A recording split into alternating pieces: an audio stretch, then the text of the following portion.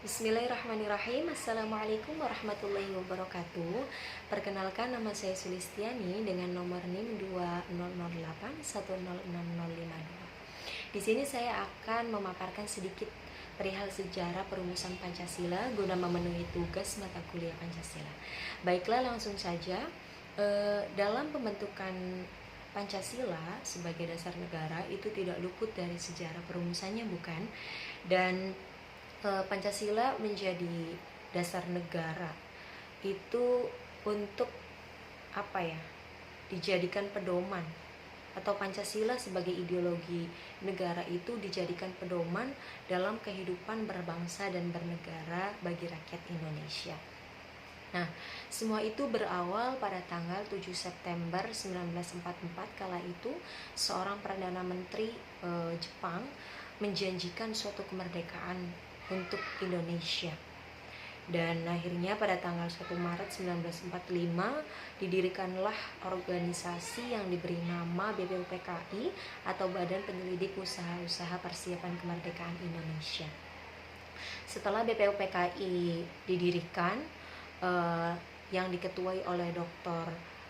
KRT atau Kanjeng Raden Tumenggung Rajamanudiningrat, pada tanggal 29 Mei beliau berpidato untuk pertama kalinya dan mengajukan suatu pertanyaan yang pada intinya adalah apa dasar negara yang akan digunakan dalam pembentukan ini gitu.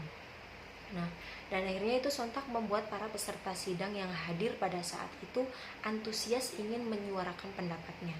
Dan akhirnya ada 3 tokoh yang menyuarakan pendapatnya, diantaranya yaitu Muhammad Yamin, Profesor Dr. Supomo, dan Insinyur Soekarno. Ketiga tokoh itu mengopsikan 5 sila, hanya saja Insinyur Soekarno menambahkan 3 sila dan eka sila.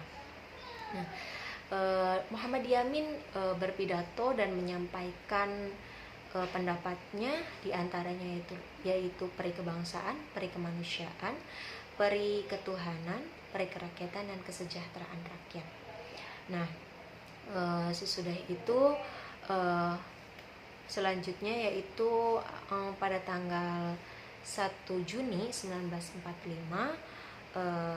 diadakan lagi sidang kedua, yaitu pada saat itu Insinyur Soekarno menyuarakan pendapatnya pula guna menamai 5 sila tersebut dengan nama Pancasila yang diambil dari bahasa Sanskerta, yaitu Pancasila, Panca dan Sila, yang Panca itu berarti 5 dan Sila berarti asas atau prinsip.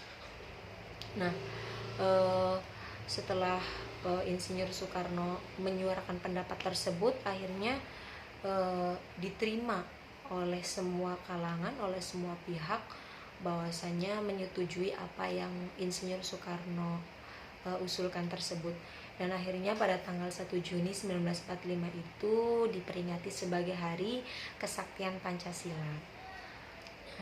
Setelah itu, sebelum berakhirnya sidang tersebut, untuk menindaklanjuti Pancasila tersebut, akhirnya dibentuk panitia inti yang dinamakan Panitia 9 guna merumuskan kembali isi dari Pancasila itu apa gitu, untuk menindaklanjuti lah ibaratnya seperti itu. Dan akhirnya disepakati pada tanggal 22 Juni 1945. Setelah sudah sekian panjang perumusan itu, tibalah pada saat tanggal 17 Agustus 1945 diadakannya upacara proklamasi dan dibacakannya Pancasila sebagai dasar negara. Hanya saja ada beberapa tokoh yang menentang atau tidak menyetujui perihal isi Pancasila dari sila pertama, karena dirasa bahwa sila pertama itu hanya mencakup rakyat yang beragama Islam saja gitu, tidak untuk semua kalangan agama gitu.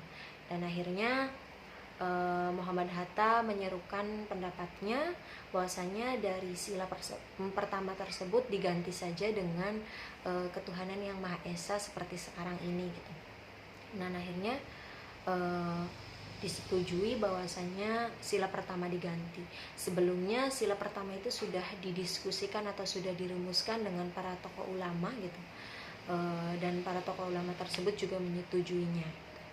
Dan akhirnya dirumuskan kembali gitu pada tanggal 18 Agustus 1945 tentang sila pertama tersebut.